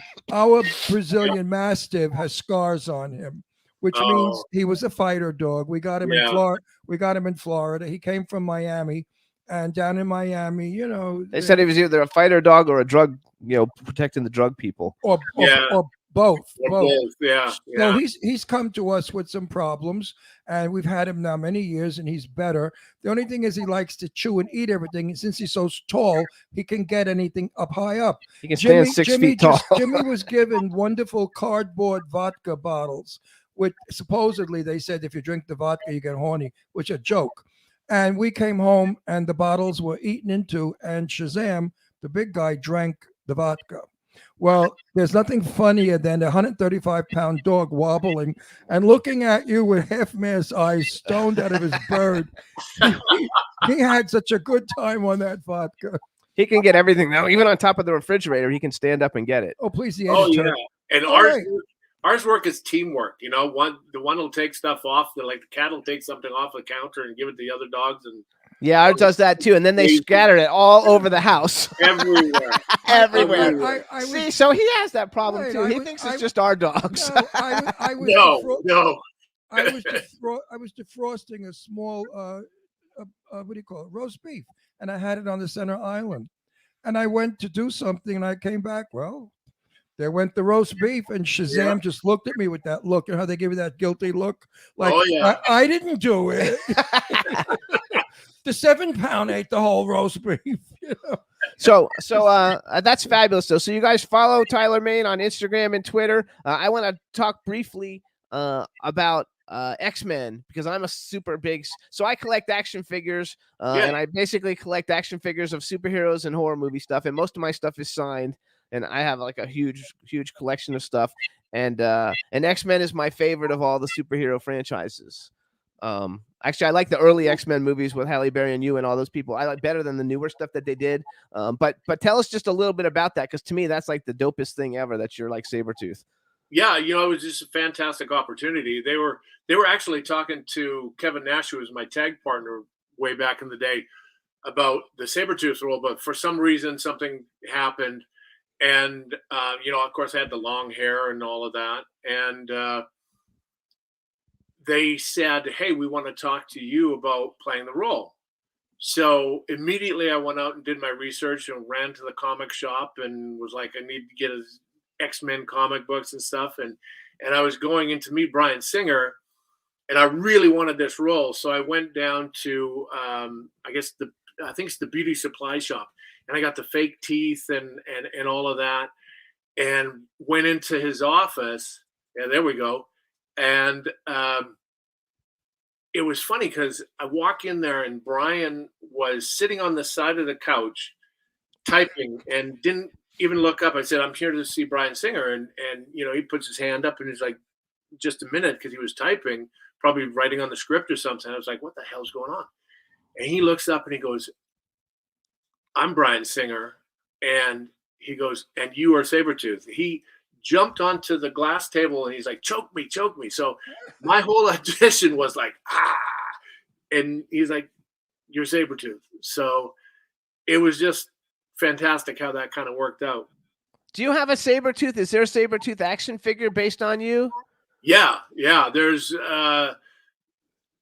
quite a few things. The dolls that talk that are actually my voice doing the and then the 18-inch ones, and then the snow stuff, and of course, you don't see any checks from any of that stuff anymore. But. That's okay, but I'm gonna so I collect action figures, and after somebody's been on the show, if they have an action figure, I immediately go looking for it on eBay or wherever I can find it. So I'll go find it. So I can add it to my collection. I have a few different action figures. I've got the Michael Myers, the X-Men. I already have all the Michael Myers. I have a bunch there of you go. those. I have those. Yeah. And there you go. There it is right there. there. We go. All right. Yeah, I'm totally going to go get that. All right. And we have it. That's not the 18-inch, though. I want the 18-inch. There's an 18-inch one? Yeah, I believe there is. Yeah. Yeah, that's what I want. That's the hard one to find. We have dolls also. Jimmy and I sitting on a park bench in thongs. Somebody made it for us and I'm sent not it to kidding. us. It's beautiful. They look just like us. How they do that? It's amazing. And we didn't sit for it. They did it from a photograph. So it's kind of rewarding. It's a nice feeling to know that somebody made a doll of you. Yeah. Even when I was wrestling in Mexico, I was wrestling as Nitron for the CMLL, and they have one action figure is all of them. They just put different things on. So they put they put a blonde piece of carpet on the top of my head and in my face like I had it. They go, "That's my action figure." So it's kind of funny. So they put a rug on your head. I love it. and the last thing, then let's talk about Jupiter's Legacy, because I didn't watch it yet because I wasn't sure if I would like it or not. But now that I know you're in a bunch of episodes, I'm going to go watch it. Did you enjoy it? And tell us a little bit about it. Oh man, I love playing Black Star. It was right up my alley. He's a cocky, intelligent doctor that has a mean streak in him.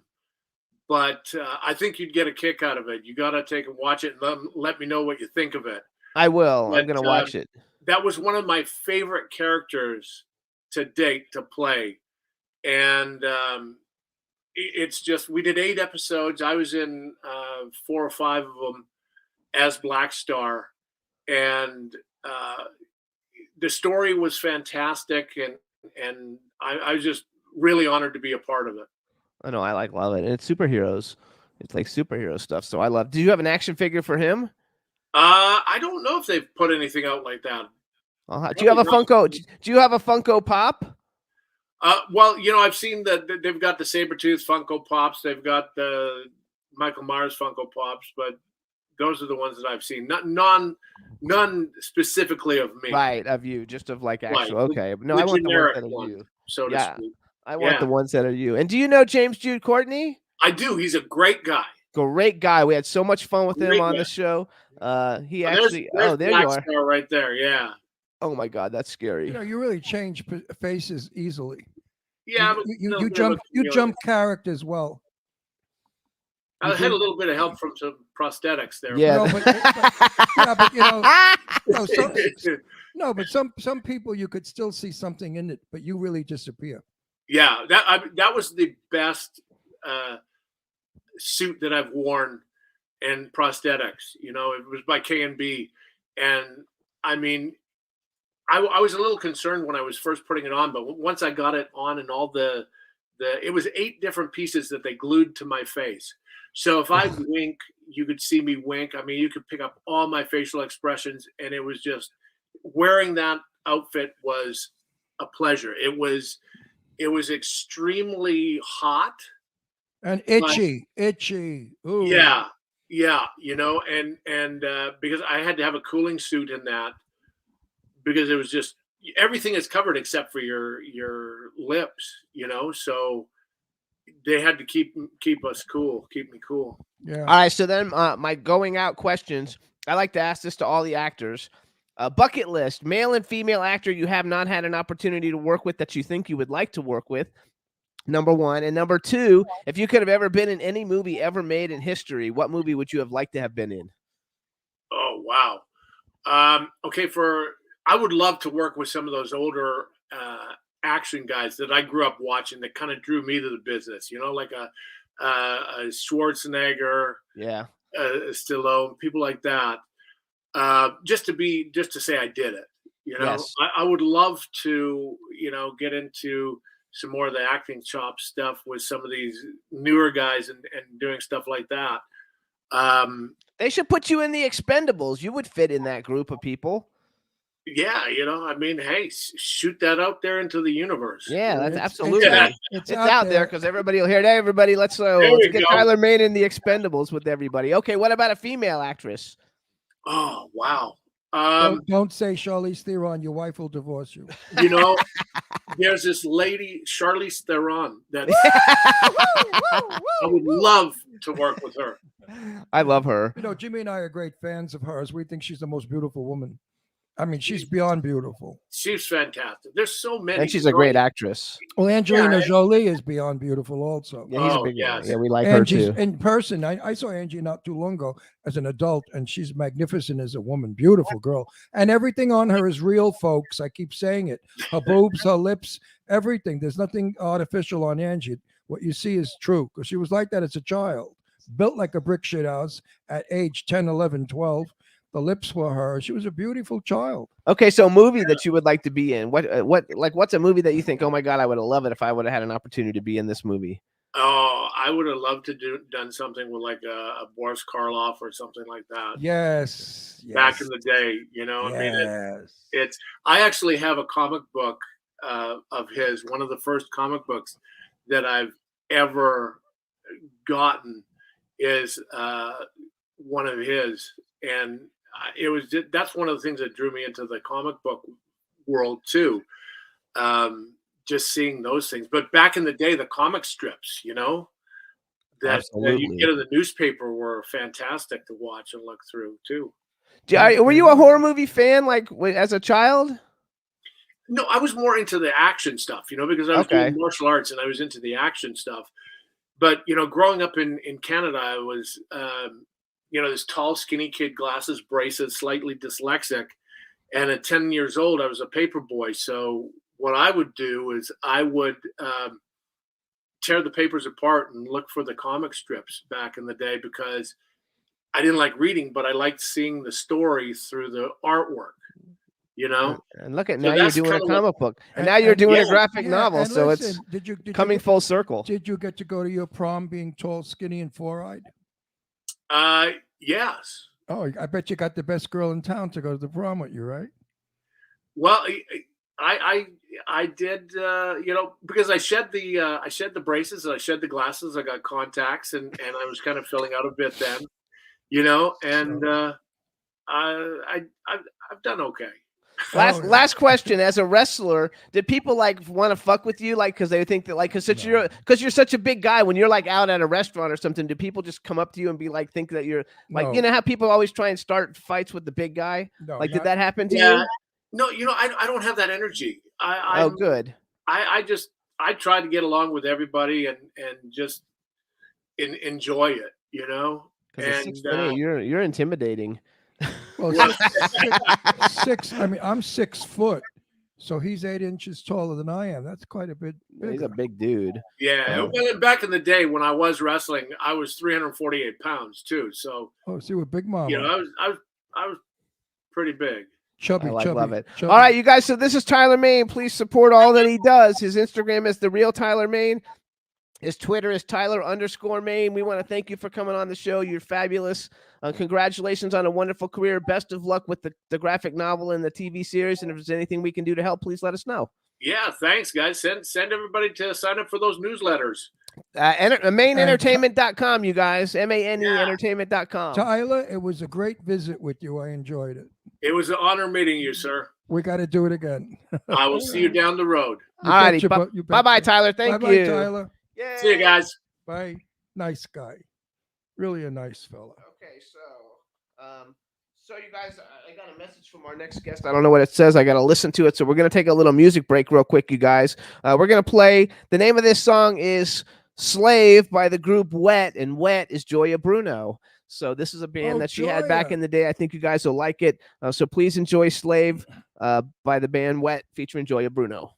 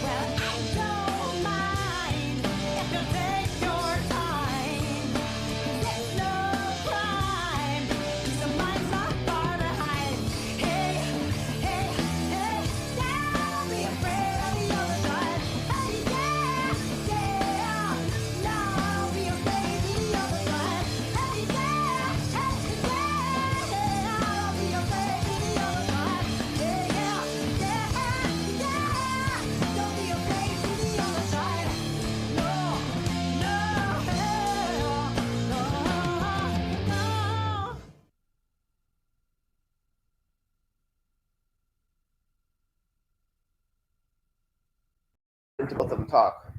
I sent it to both of them. He's talking to our next guest, who is James Rooney, the son of Mickey Rooney. And I'll let Jimmy announce him.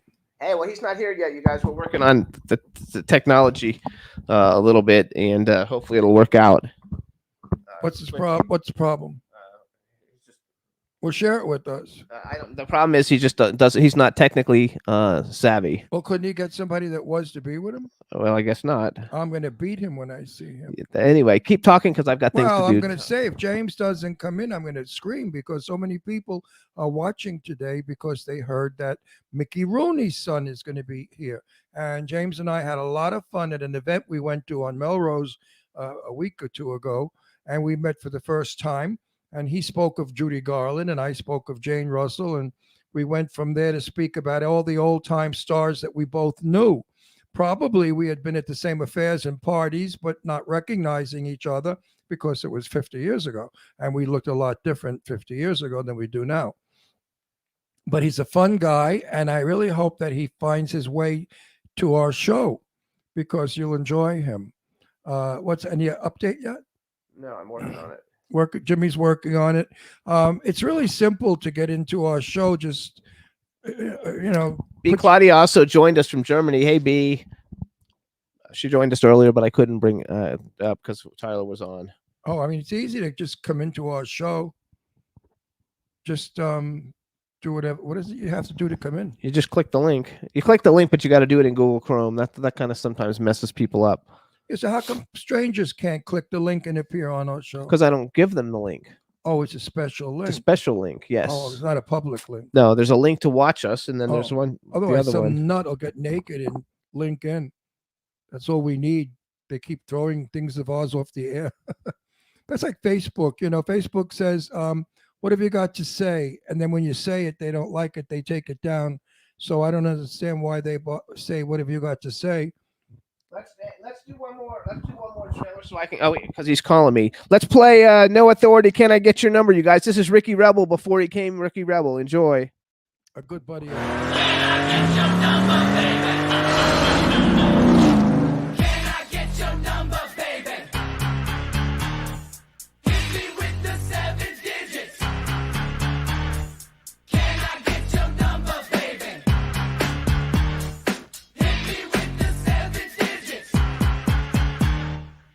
When you walk through that door, I nearly lost my mind. Your sexy attitude and something about your smile. I knew right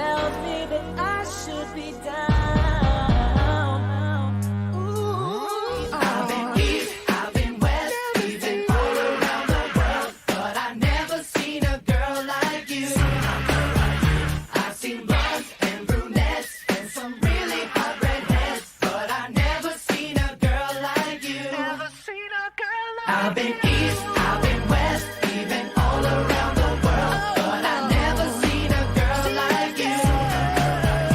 I've seen blondes and brunettes and some really hot redheads, but I never seen a girl like you. Like you.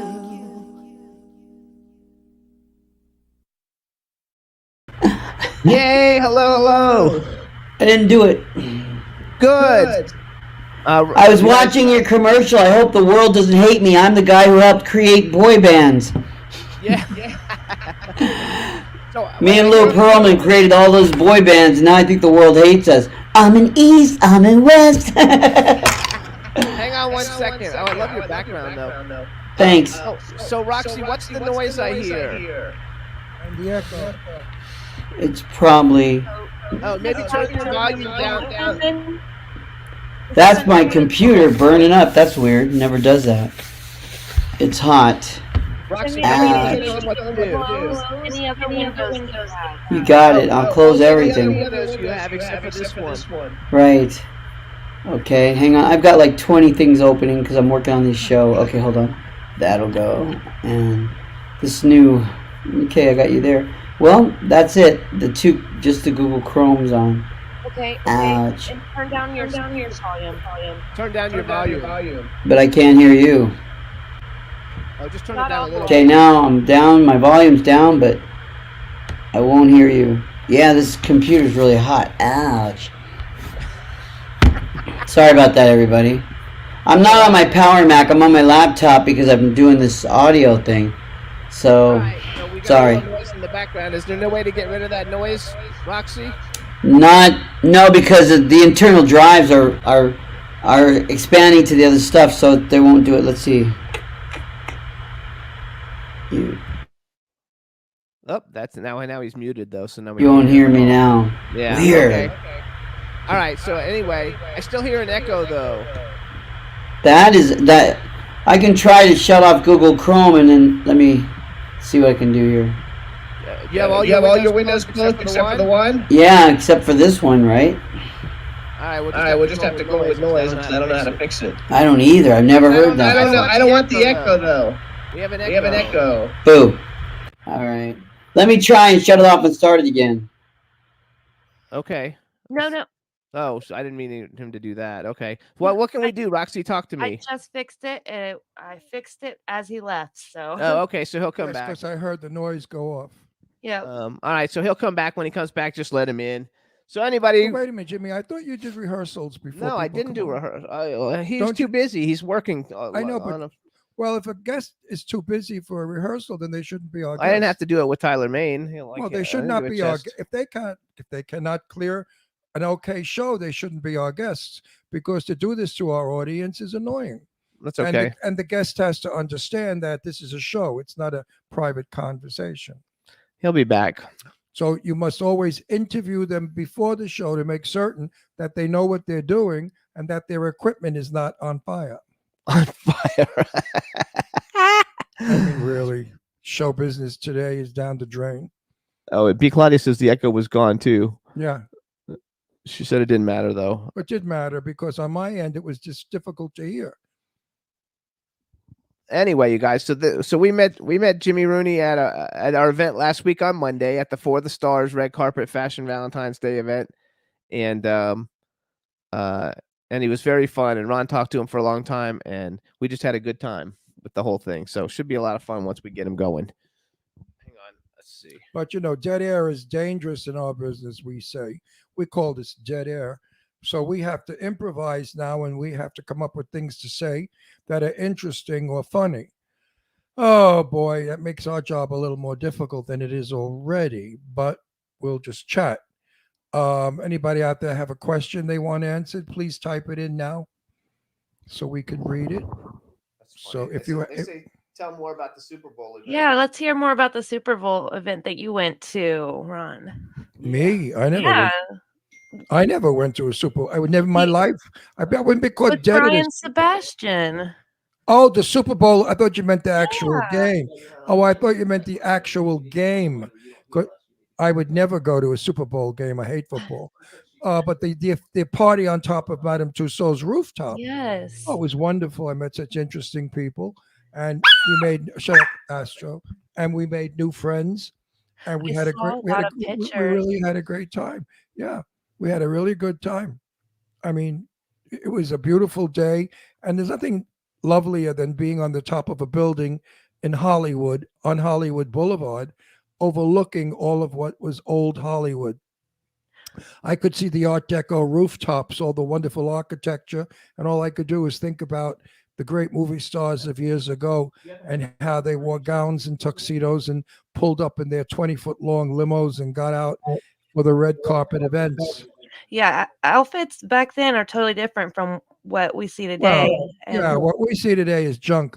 What they did back then was elegant. The studios, of course, rehearsed them and told them what to wear, who to date, and how to go on the carpet for a movie premiere. So it was all staged. Today, it's haphazard. I've worked the red carpet with Jimmy. Jimmy does a brilliant job, but sometimes the guests get antsy and crazy, and they want to get on, and they all rush you together. And I have to say, stop. It's not your turn. And they disregard what I say and they continue on. So I've worked it out now with the interviewers. If a guest is not been presented to you to be interviewed, don't interview them. And that worked. And we had a lot of people that were going on. Well, one person said to me, well, who the hell are you? And I looked at him, I said, grow up, moron. You're not getting interviewed. And they said, oh, really? And the guy went up to the thing, and my pal, Trixie, said, I'm sorry, but we're not interviewing you. yeah, arrogance should not be able to get you Well, into no, not me, because I don't need to take shit from anybody. I'm 81 not years like old. that, I've yeah. earned my dues. I their just, their arrogance of them thinking they're entitled to be, and it's not even arrogance. It's just damn rude manners and ignorance, whereas I've come from. yeah.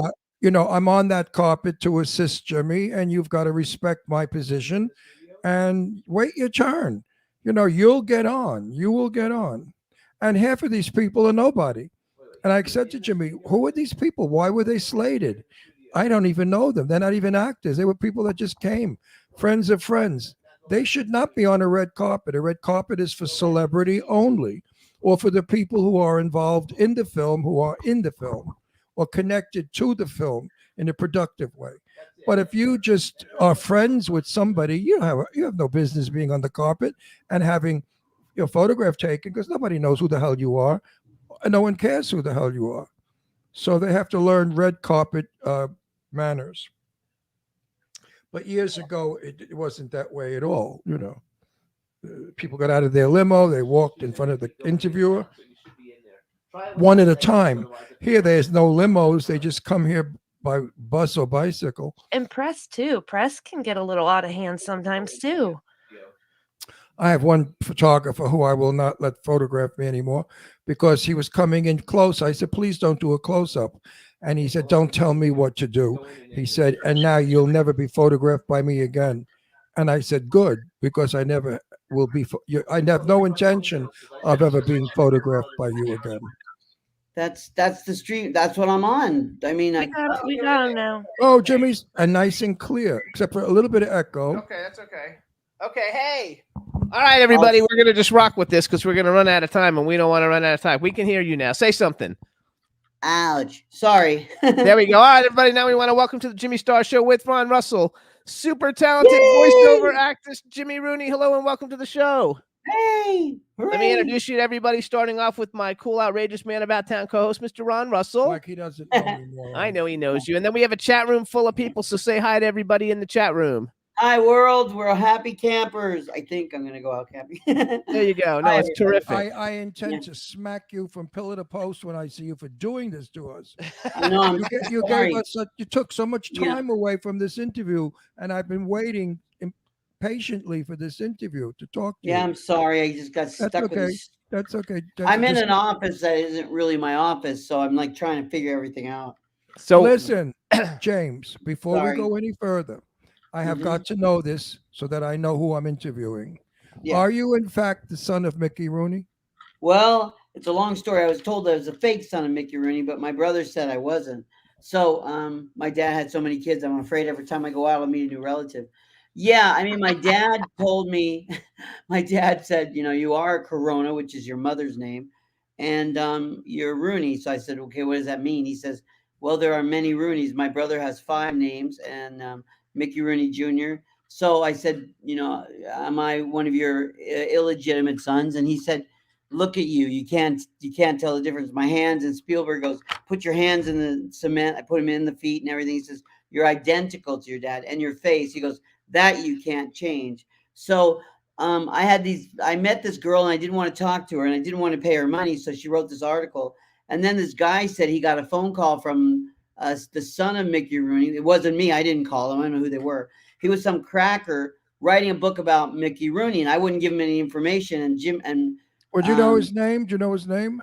he wrote a book. I don't remember the name of the book, and it was really No, bad. And then, his name, because he wrote on my Facebook page, Ron, you've been had, and he was going, and I kept deleting everything he said because That's- until I spoke to you, I was not going to accept anything he said.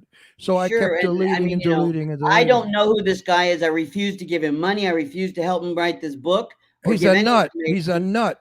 That's what several famous people that are friends of mine said, and they said he just wants money, he wanted fame. And then I was sent something about him saying he wrote the worst book of an American Idol in history, and I said I'm not going to give him any information. And Jimmy Rooney Jr. told me not to talk to the guy. He's a crazy crackpot. And the girl who wrote that article about me, she works in her little garage, underneath her garage in her parents' house, trying to make money and make a name. And Michael Douglas told me she's just some hack who spreads news trying to make it famous off of other people's names. So I figured, Well, okay, great. unfortunately, we've got so many screwballs in this business It's who want sad. to either be you or destroy you. So let's Right, let's not talk about this ever again. I'm Judy trying to Garland. help What people. was Judy Garland like? Miss Garden, she was funny. I mean, she was very quiet, but I remember, my dad, I could tell you a funny story. That was Elizabeth Taylor, and actually, Judy Garland, I knew Liza Minnelli, in New York. She lives in New York while I was living in Los Angeles and Florida and London. So, I was only about 10 or 11 when she passed away, and Liza was about 20 because she's 10 years older than me. But she was really a nice lady. I mean, she was, she didn't. I mean, I asked her a question once. I said, "Why do you take so many pills?" And she goes, "Well, Mr. Goldwyn wants me to lose a lot of weight." And I said, "Well, how much do you weigh?" And she goes, 90 pounds. And I went, she goes, the camera puts a lot of weight on you. And I said, wow, you're 90 pounds and he wants you to lose more weight. I said, I'm in big trouble. Like, man, move So wait, over, Waldo. I want to do a little bragging for you for people who don't know. So we have Jimmy Rooney, you guys. When I Googled you, this Disney site came up and said that, you do 400 voices of Disney characters and that Right. you were one of the original Archies. And you've also done Mickey, Goofy, Tweety, the Minions, Sylvester, E.T., Bay City Rollers, Boo Boo Bear, Yogi Bear. And I also read something that said you could do 4,000 voices, which is an awful lot. That's a lot. I don't know if I read that. I know it's 400. Walt Disney hired me, and he was actually the first voice of Mickey Mouse. And Roy Disney was more the businessman, so he helped me learn, the business and the voices. But no, it's not 4,000. It's more like 400. I mean, I've done so many voices. Like I'm going to be able to put my voice. Actually, Google contacted me and said, "We want you on our GPS." As Stallone, yo, you ain't so bad, it. Go left here, you stupid cracker, And so they want me to give the directions. Hey, go that way. I'm talking to you. So it's kind of fun. But I also work with Arnold Schwarzenegger. I've worked with Stallone. I had a company called Canon Films, and we launched a lot of careers for people. We're trying to help people. Today, it's all about negativity and these people are trying to tear each other down so to make themselves look better. And my job was I want to help. I brought some kid all the way from the East Coast to do the voice of Kermit. He was so amazing, and it's you need to help each other. You got to help each other because I agree. it's what the Back in world's the all day- about. Back in the days when the studios owned the stars, Oh. the stars couldn't get away with this because the studios would not permit it. So Right. stars were told what to say, what to Yep. tell an interviewer, what to And- put in a magazine. Right, Today, and they had it's a to- wait, hang on, Mick. Today, I mean, Jim. See, you That's got you, okay. you're your father. I don't give a I shit know what they that say. everybody tells me. It's kind You're of scary. definitely Mickey Rooney's son. I vouch for that. Anyway, Thank you. anyway, today they come haphazardly. They say what they like, and sometimes they don't mean what they say, Well, and they say something destructive to another artist. right. It's Well, sad. what's It's very sad is sad. I knew a gentleman who worked with me, and you know, we were working on Young Guns with Lou Diamond Phillips. Somebody wrote an article about him that was not true, and it destroyed his career, and he lost everything. So I had a little fight with Google, and I said, "Look, you say you're not the one who put up the article, but you're spreading the article. So you need to take it down, or I'll sue you for defamation of character." And I won. You know, and then Google came to me and said, "You know, this lady who wrote this article about you and this man, they just want money from you and they want attention. Don't give it to them." And then Michael Douglas said the same thing. Don't give it to these guys. They're not worth it, you know. I'm like, it's sad that people can put anything they want up about somebody and destroy their career. You know, I'm like, Well, they it's get really- away with it. They Bullshit. No, they get in the away old with it. days, Marlon Brando would have went to their house and shot him. I knew him. But wait, I was in like, I was always afraid of him. Or Richard Burton would tell me, you know, he'd say, "Man, don't you even say anything negative." And I mean, you know, I remember my dad would slap me upside the head and say, "What'd you say?" "Nothing, sir." You know, But in so it was kind of fun. today, how they get away with it is they say, "In my opinion." Yeah, Once you say "in my opinion," it's not slanderous. There's no lawsuit yeah. because Well, you're saying it's simply your opinion, not basing a fact, and that's Right. how they get away with really right. And then when they slanderizing. say, I was sitting here laughing, I go, "Gosh," I told my brother, Mickey Jr., I said, "Hey, you know what? I'm really not your brother," they say. And he goes, "Do they have a DNA?" I said, "No." "Then make them get a DNA and prove it." And so we did, and it worked. So my brother looked at me and he laughed and he goes, "I want nothing to do with these crackers because you give them attention, it makes them more popular." So he said, "You know, it's not worth the trouble." I said, "You know," and Well, you know look. what? Who cares if I'm Mickey Rooney's son or not? You come to hear my voices, you come to hear my music. I'm number one in all of France, Italy, and Germany. So I mean, you know, if you go to What my kind of IMDb, music do you do? Tell us what kind of music you do. I sang in the Jersey Boys. I sang for Michael Jackson. I sang for I should have said that. I sang for a lot of people. You know, it's like somewhere they go crazy. You know, but if you go to my site, you can hear my IMDb and you can see all the movies I've been in. I was the first voice for, which was really cool. I got a cool job. I was messing around on the I would say the lot of Universal. And I was running around, and this guy comes to me and he goes, "Hey, kid, I hear you do voices." And I said, "Sure." And he goes, "Come over here." He goes, "Do Marty McFly." And I said, Doc, we need you." You know, next thing I know, I'm helping him do all the voices of Back to the Future. Robert Zemeckis, who's really cool. He goes, "This guy can really do voices." And like, you know, and I started doing the parrot for Johnny Depp's movies with the parrot that, you know, would say, Yes. "Cut off his head," you know. So it's kind of fun. Do So ET. Oh, ouch, Elliot. You know, and I was saying I was saying to a certain person in ET, I said, you know, and it's funny, ironic, I just called John Barrymore, which is Drew Barrymore's brother, and we were laughing. We And know I said, him. I said, "Who is this lady that supposedly did ET's voice?" And he goes, "Oh, I don't know." I go, "Well, she's got an uncredited title." And they said, "Well, it was some lady who smoked and everything." I said, "Look it." And I said, "You cannot do a voiceover by just grabbing somebody out of a store, dropping into the store and say, do the voice for a major character. You know, you have to be SAG after, you know, all this stuff." And so this guy said, "Well, she really didn't, but she got the credit, but she died right before the movie." I'm like, "Really?" And there was another guy whose name was Bill. I know there was another guy's whose name was Bill, and he you know, we were doing all the voices and we were looping the voices, most of the ADR. It's automated dial replacement. I mean, the kids, you know, this is the kind of job you want in Hollywood because it's not that hard, but acting is hard. But you know, the voices are easy. Like I remember, you know, some of the stars we gave voices to, we were like, "Who are those guys?" So it's kind of fun, but it was different. It was different. You know, today, I And mean, you're you in know, demand, and you're in demand. exactly. Like I'm lucky if I can sell a hot dog to a drowning person, you know. But I mean, yeah, we get a lot of calls from major companies, and you know, sponsors are so tired of they say the crap that's out there.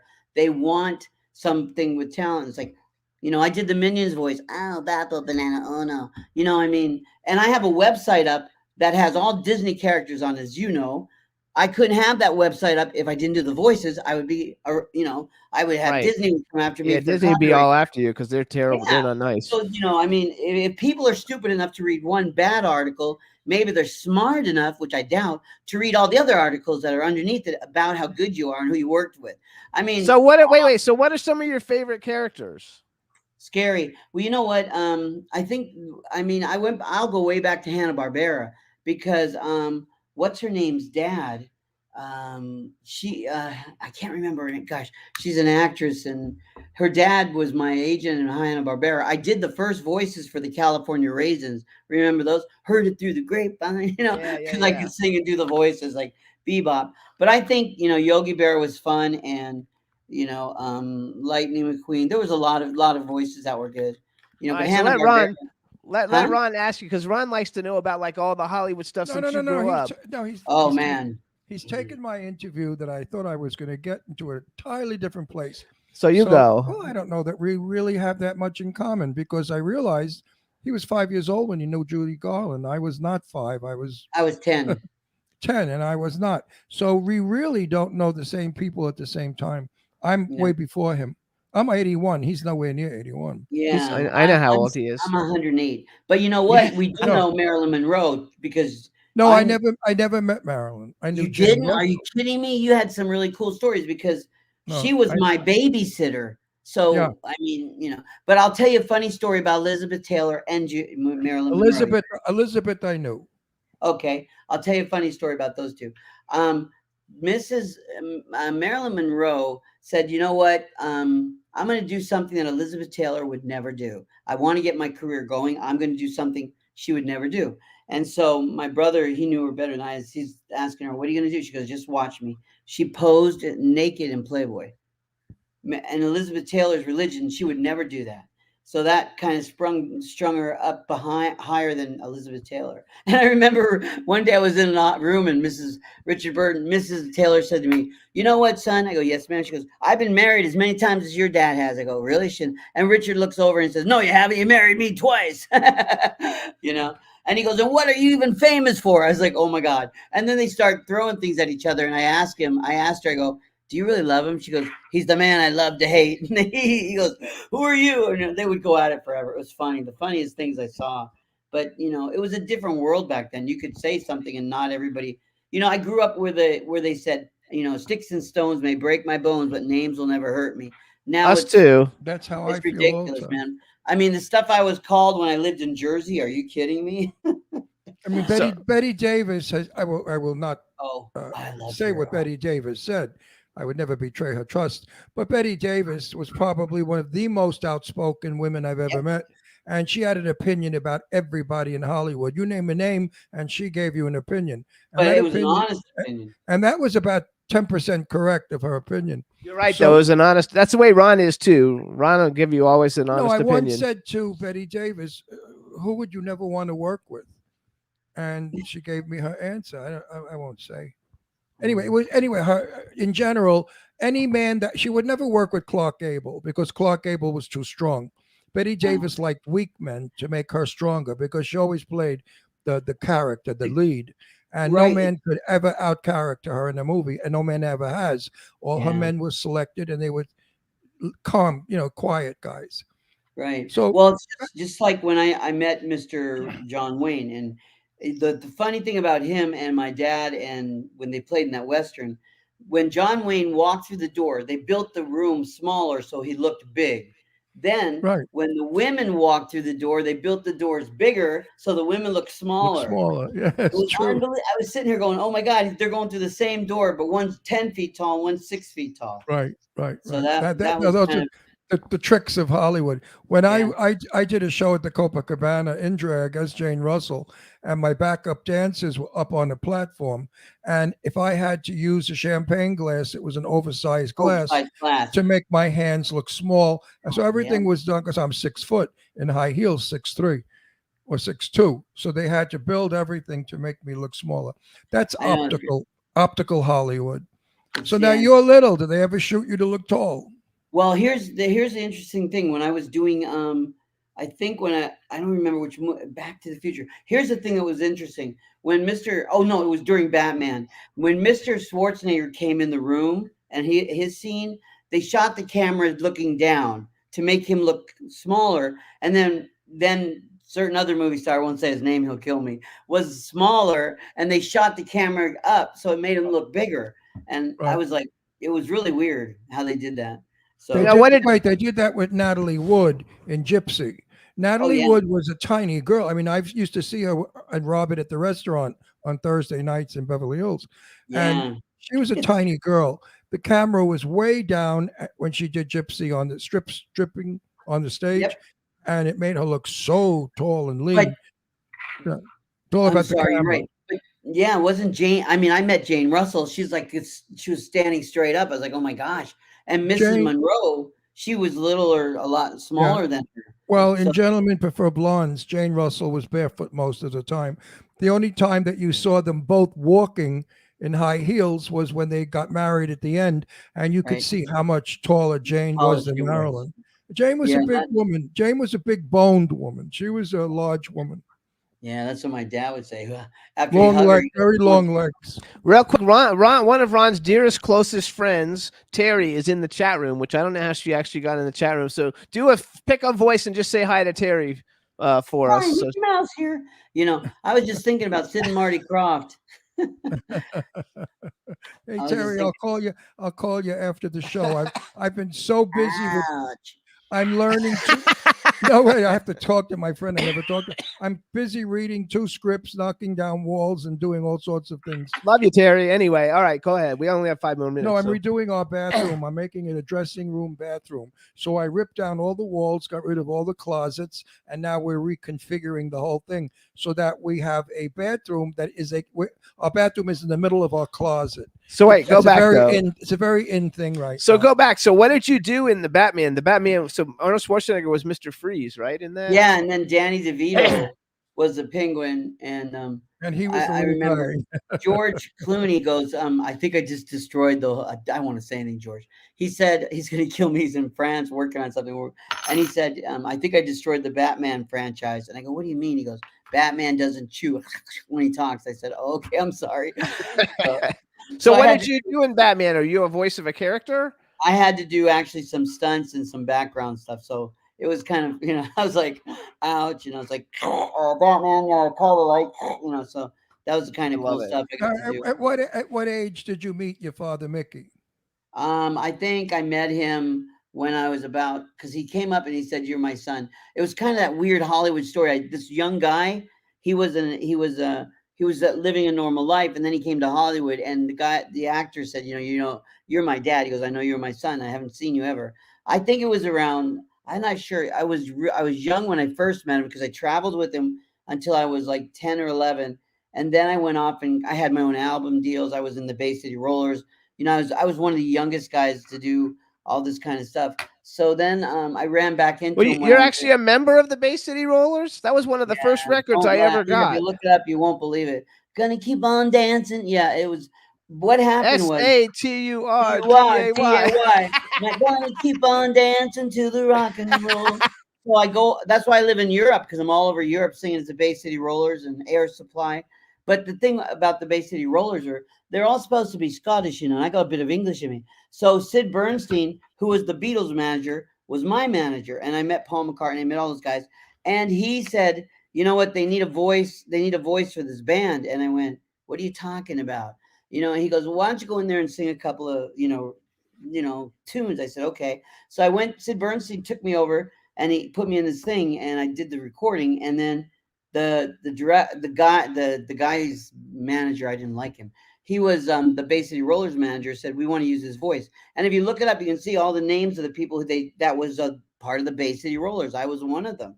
And I mean, I did the lead singing for them and I did a lot of fun stuff. I remember the album cover, because you guys, they're all dressed in wild clothes, with tube socks and the hair. Yeah. I love that.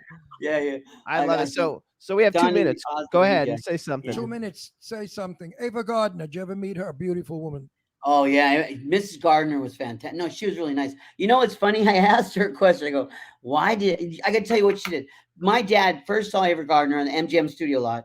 He walked up to her and said, first thing he said to her, "Will you marry me?" And she looked at him and said, "You're crazy. Come back tomorrow." For 2 years, he came back every day to the same spot, asked her to marry him. So I said, "Why did you finally marry my dad after all this time?" She goes, "He made me laugh." And she goes, "Then he came back." She goes, "Not many men come back." That was so cool. Jane That's- Russell told me Ava Gardner was nuts. She Because was I asked great, her, you know. I said, what was Ava Gardner like? And Jane said, "Oh, she was a nut Crazy, because yeah. of all the things that she and Frank did together." Jane Russell was very good friends with Frank Sinatra. So I Yeah, think she was in Frank's corner more than Ava's. Yeah, I mean, Mrs. Gardner never really told me she didn't really, Frank was, whatever. She didn't want to. I think, I think she told me some stuff I shouldn't say, but it was interesting, Actually, And we then got I to went- go anyway. I was in London when she died, and then I went and saw Olivia de Havilland. She was amazing. She was Yeah, 100 and she's- something when I saw her. She was the I queen want of to. Hey, young man, listen. I'm going out to meet. I was only a child when Mary Poppins came out. With Judy Andrews.